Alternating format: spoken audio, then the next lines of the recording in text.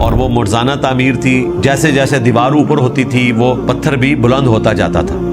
یہ کس کو حکم دیا جا رہا ہے کہ مسجد کو صاف رکھنا ہے؟ حضرت ابراہیم علیہ السلام کو، خلیل اللہ کو۔ لہٰذا مسجد کی صفائی کرنا یا ایسی جگہ کی صفائی کرنا جہاں پر نماز پڑھی جاتی ہے، یہ کوئی نچلے لیول کا کام نہیں ہے، یہ وہ کام ہے جو اللہ نے انبیاء سے لیا ہے۔ لوگ یہاں پر اس طرح کے کام کرنے کو حقیر سمجھتے ہیں، اور وہ یہ سمجھتے ہیں کہ ہم مسجد کی یا نماز پڑھنے والی جگہ کی جو صفائی ہے یہ کسی غریب آدمی سے آن پیمنٹ کروائیں۔ یہ تو انسان کا اپنا فخر ہونا چاہیے کہ مسجد کی صفائی کرے، کیونکہ ابراہیم علیہ السلام سے تو اوپر کوئی نہیں ہے۔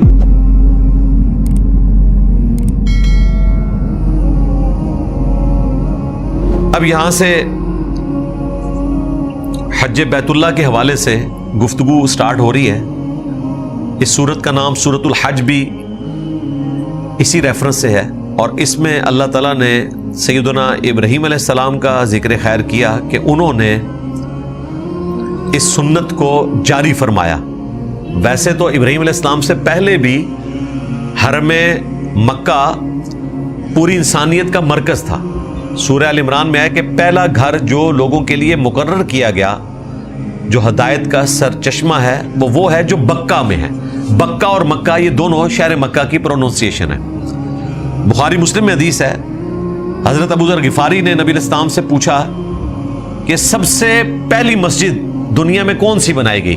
تو نبی علیہ السلام نے کہا کہ بیت الحرام، بیت اللہ شریف جو خانہ کعبہ شریف مکہ میں ہے۔ پوچھا گیا اس کے بعد تو فرمایا کہ مسجد ایلیا، مسجد اقصی جو یروشلم میں ہے۔ اور پھر نبی علیہ السلام نے فرمایا ان دونوں کے درمیان 40 سال کا فرق ہے۔ تو اگر پہلا گھر مقرر کیا گیا جو سورہ ال عمران میں آیا اور بخاری مسلم میں آیا، تو یقیناً حضرت آدم علیہ السلام کا قبلہ بھی یہی تھا، پہلا گھر یہی تھا۔ پھر وقت کے ساتھ اس کی بنیادیں ختم ہو گئی، اور پھر اللہ تعالیٰ نے حضرت ابراہیم علیہ السلام کو حکم دیا کہ وہ اپنی بیوی ہاجر کو شفٹ کریں۔ صحیح بخاری میں ملتا ہے ذکر، اور تورات کے چیپٹر کریشن میں، پیدائش کے اندر بھی اس کا ذکر موجود ہے۔ ہاجرہ اردو میں ہم بولتے ہیں، لفظ ہاجر ہے۔ تو ہاجر سیدنا ابراہیم علیہ السلام کی بیوی تھی، جو سیدہ سارہ کو ایک لونڈی گفٹ کی تھی مصر کے بادشاہ نے۔ وہ بھی صحیح بخاری میں آتا ہے کہ جب اس نے سیدہ سارہ کی طرف ہاتھ بڑھانے کی کوشش کی 2-3 دفعہ بری نیت سے، تو اللہ تعالیٰ نے اس کا ہاتھ چھل کر دیا، تو اسے پتہ چل گیا کہ یہ کوئی عام عورت نہیں ہے۔ تو اس نے اپنی ایک لونڈی کو گفٹ کی، جو انہوں نے حضرت ابراہیم علیہ السلام کو گفٹ کی۔ ابراہیم علیہ السلام کو حکم ہوا کہ آپ ان سے شادی کریں۔ پھر اسی بیوی نے، جنہوں نے گفٹ دیا تھا، دوسری بیوی کے ساتھ جیلسی فیکٹر والا معاملہ ہو گیا، اور پھر سیدہ ہاجر کو ابراہیم علیہ السلام چھوڑ کے مکے کی سرزمین میں، وہ بھی سورہ ابراہیم میں ذکر گزر چکا ہے کہ ہم نے ابراہیم علیہ السلام کو وحی کے ذریعے بتایا تھا۔ اور پھر وہاں پر جب اسماعیل علیہ السلام پیدا ہوئے اور وہ نوجوانی کی عمر کو پہنچے، تو قربانی والا حکم آیا جو سورہ الصافات میں ذکر ہے، اور پھر سورۃ البقرہ میں آیا کہ ابراہیم علیہ السلام نے اپنے بیٹے کے ساتھ مل کر اسماعیل علیہ السلام کے ساتھ کعبہ شریف کی دوبارہ سے تعمیر کی، اس کی بنیادوں کو بلند کیا۔ اس کا کچھ ذکر اب یہاں پر بھی آ رہا ہے۔ وَإِذْ بَوَّأْنَا لِإِبْرَاهِيمَ مَكَانَ الْبَيْتِ، اور ہم نے مقرر کر دی ابراہیم کے لیے اس گھر کے تعمیر کرنے کی جگہ، یعنی زمین میں آثار قدیمہ تو موجود تھے، وحی کے ذریعے اللہ تعالیٰ نے بتا دیا کہ یہاں کھدائی کریں تو بنیادیں نکل آئیں گی، بنیادیں نکل آئیں، اور مقرر کر دیا۔ سورۃ البقرہ میں آیا کہ پھر تعمیر بھی شروع کی، اور وہ مرزانہ تعمیر تھی، جیسے جیسے دیوار اوپر ہوتی تھی وہ پتھر بھی بلند ہوتا جاتا تھا۔ مقام ابراہیم پر وہ پتھر آج بھی موجود ہے، حضرت ابراہیم علیہ السلام کے پاؤں کے نشان اس پر موجود ہیں مرزانہ طور پر۔ تو اللہ تعالیٰ ہمارا ہم نے ابراہیم کے لیے وہ مکان مقرر کر دیا، اللہ تشرک بی شیئا، کہ میرے ساتھ کسی کو شریک نہ ٹھہرانا، وَطَهِّرْ بَيْتِيَ لِلطَّائِفِينَ وَالْقَائِمِينَ وَالرُّكَّعِ السُّجُودِ، اور میرے گھر کو صاف رکھنا طواف کرنے والوں کے لیے، وہاں پر رہنے والوں کے لیے، اور رکوع اور سجدے کرنے والوں کے لیے۔ یہ کس کو حکم دیا جا رہا ہے کہ مسجد کو صاف رکھنا ہے؟ حضرت ابراہیم علیہ السلام کو، خلیل اللہ کو۔ لہذا مسجد کی صفائی کرنا یا ایسی جگہ کی صفائی کرنا جہاں پر نماز پڑھی جاتی ہے، یہ کوئی نچلے لیول کا کام نہیں ہے، یہ وہ کام ہے جو اللہ نے انبیاء سے لیا ہے۔ لوگ یہاں پر اس طرح کے کام کرنے کو حقیر سمجھتے ہیں، اور وہ یہ سمجھتے ہیں کہ ہم مسجد کی یا نماز پڑھنے والی جگہ کی جو صفائی ہے یہ کسی غریب آدمی سے آن پیمنٹ کروائیں۔ یہ تو انسان کا اپنا فخر ہونا چاہیے کہ مسجد کی صفائی کرے، کیونکہ ابراہیم علیہ السلام سے تو اوپر کوئی نہیں ہے۔ ابراہیم علیہ السلام کو ان کے بیٹے کو حکم ہوا کہ تم نے صاف رکھنا ہے بیت اللہ کو، طواف کرنے والوں کے لیے، وہاں پر رکنے والوں کے لیے۔ ظاہر ہے قیام کرنے والے ہیں تو کچھ نہ کچھ کھانے پینے کے معاملے میں مطاف کے اندر کوئی چیز گر بھی جاتی ہوگی، اس کی صفائی کرنی پڑتی ہے۔ آج بھی آپ دیکھیں صفائی کا جو اہتمام ہے کمال طریقے سے ہوتا ہے،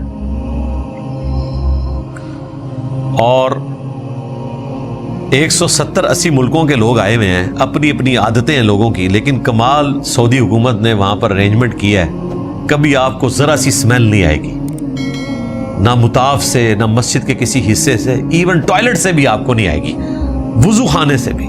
ایسا زبردست اہتمام کیا ہوا ہے، ہزاروں میں ہیں جو وہاں صفائی کرنے والے لوگ ہیں، اور مسلسل صفائی ہوتی رہتی ہے، اور طواف کعبہ بھی نہیں رکتا۔ وہ آپ نے ویڈیوز میں دیکھا ہوگا کہ کیسے وہ اسی طواف کے دوران کارڈن آف کرتے جاتے ہیں جگہ کو، طواف بھی چلتا رہتا ہے اور ساتھ ساتھ وہ صفائی کرتے چلے جاتے ہیں۔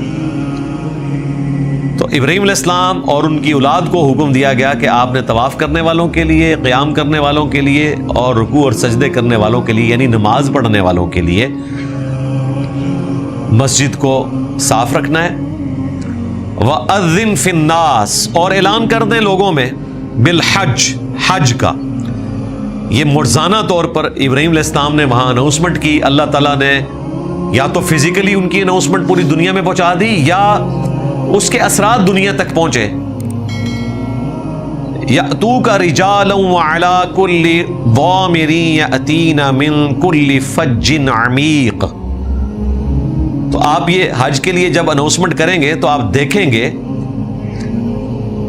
کہ لوگ پیدل چلتے ہوئے اور دبلی پتلی اونٹنیوں پر سفر کرتے ہوئے ہر طرف سے بیت اللہ شریف میں آئیں گے حج کے لیے۔ دبلی پتلی اونٹنیاں اس لیے کہ دور کا سفر ہے، یعنی ایسا سفر ہے کہ جس میں اونٹ بھی سفر کر کر کے کمزور ہو جائے گا۔ اس زمانے میں ایسے ہی ہوتا تھا، اس لیے پھر حرمت والے 3 مہینے کنزیکٹیو ڈکلیئر کیے گئے۔ چوتھا رجب کا ہے لیکن کنزیکٹیو 3 ہے، وہ حج کے مہینے ہیں۔ الحج اشہر معلومات، حج کے مہینے سب کو معلوم ہے، وہ کون سے ہیں؟ ذی قعدہ، یعنی حج سے 1 مہینہ پہلے، تاکہ لوگ دور دراز کا سفر شروع کر دیں۔ اس میں جنگ بھی آپ نہیں کر سکتے، قبائلی سسٹم میں جنگیں ہو رہی ہوں، 10-10 سال تک جنگیں رہتی تھی، لیکن حج کے 3 مہینوں میں وہ جنگ نہیں کرتے تھے تاکہ حاجی آ سکیں۔ ظاہر ہے ان سے ان کی اکانومی بھی وابستہ تھی، کاروبار زندگی بھی، اور ویسے بھی آپ کو پتہ ہے کہ گناہگار سے گناہگار بندہ بھی کوئی نہ کوئی نیکی کا کام اپنے لیے سنبھال کے رکھتا ہے۔ تو انہوں نے یہ کام سنبھال کے رکھا تھا کہ جی ان 3 مہینوں میں ہم نے جنگ نہیں کرنی، حاجیوں کا ہم نے تنگ نہیں کرنا، نہ ان کا کوئی قافلہ لوٹنا ہے۔ تو وہ ہر طرف سے آتے تھے۔ پھر حج کا مہینہ ذوالحجہ کا، اس کے بعد جب لوگوں نے واپس جانا ہے تو 1 مہینہ اس کے لیے بھی چاہیے کہ لوگ دور دراز علاقوں میں پہنچ جائیں، تو محرم کا مہینہ۔ تو یہ 3 مہینے ہیں حرمت والے، جو سورہ توبہ میں آیا کہ جب سے اللہ تعالیٰ نے زمین و آسمان کو پیدا کیا ہے 12 مہینے ہیں، ان میں سے 4 حرمت والے ہیں۔ اور بخاری مسلم میں آیا کہ وہ 3 کنزیکٹیو ہیں، ذی قعدہ، ذوالحجہ، محرم، اور چوتھا الگ سے ہے رجب کا مہینہ جو اللہ کا مہینہ ہے۔ تو ابراہیم علیہ السلام سے کہا جا رہا ہے کہ آپ دیکھیں گے لوگ پیدل بھی آئیں گے، سواریوں پہ بیٹھ کے بھی آئیں گے، اور ایسی سواریاں جو دبلی پتلی ہو چکی بھی ہوں گی، سفر کر کر کے ہر طرف سے آئیں گے۔ اور یہ بات آج تک ویلڈ ہے الحمدللہ، آج بھی پوری دنیا سے لوگ حج کرنے کے لیے آتے ہیں۔ دنیا میں آج بھی کروڑوں لوگ ہیں جو بیت اللہ شریف کا سفر اختیار کرتے ہیں. اس سال بھی کروڑوں میں فگر آیا ہے رمضان شریف میں جو لوگ عمرہ کرنے کے لیے گئے ہیں. آج تھوڑا مہنگا ہو گیا, ادروائز اب جس طرح کے ریسورسز اویلیبل تھے حاجیوں کی تعداد بہت زیادہ بڑھ جاتی, لیکن کرائے مہنگے ہونے کی وجہ سے اب تعداد کم ہوئی ہے. لیکن پھر بھی 3 سے 4 ملین لوگ تو کرتے ہیں, اور اس میں بھی سعودیہ کے رہنے والے لوگوں کو اجازت نہیں ہوتی جنہوں نے ایک دفعہ حج کر لیا کہ وہ دوبارہ حج کریں جب تک کہ پراپر اپروول نہ لیں. اور ان کو بھی اتنی بھاری فیس انہوں نے لگا دی ہے, ورنہ تو سعودیہ کی آبادی 2-2.5 کروڑ ہے, تو ان میں سے کچھ 40-50 لاکھ تو لوگ آئیں گے, ظاہر ہے. کم از کم 22 لاکھ پاکستانی تو حج کرنے آئیں گے نا. سعودیہ میں اس وقت 22 لاکھ پاکستانی ہیں, اور UAE میں 19 لاکھ ہیں.